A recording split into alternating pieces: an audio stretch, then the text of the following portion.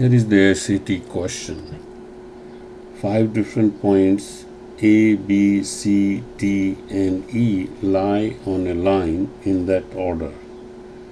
The length of AD is 4.5 and the length of BE is 3.5. If the length of CD is 2, what is one possible value of the length of BC? You try this question your way. I'm going to show you my method. Here is the answer.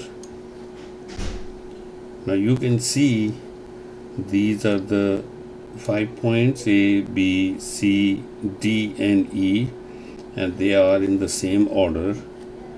And you can also see A and D. You can see A and D is 4.5. Then B and E is given as 3.5. The length of C and D is given as 2. Now we have to find the length of BC. In order to solve this question, what I'm going to do some animation. If this point, if I drag it and the point B is sitting on top of point C, then the distance between B and C is 0, which you can see it here.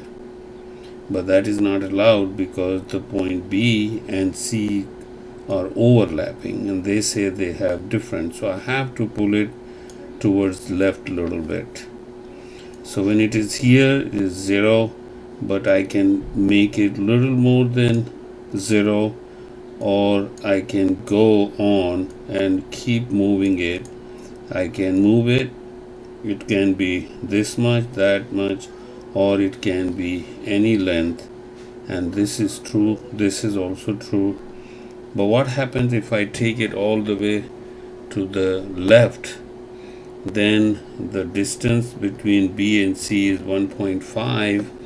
But in that case, point E, you can see, is overlapping with point D. That is not allowed. They are saying they are in the same order, means the point E has to be a little bit on to the right of point D. So can I have this much? Yes.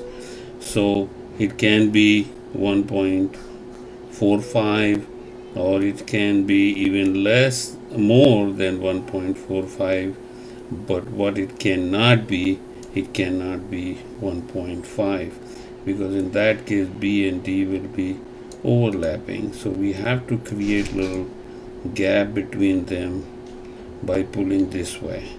So the distance between B and C has to be less than 1.5, and it has to be greater than 0. You can see it again. When it is here, it is 1.5, so it has to be a little more than that, less than that, and it has to be more than 0, the point. And that is how I have this answer here.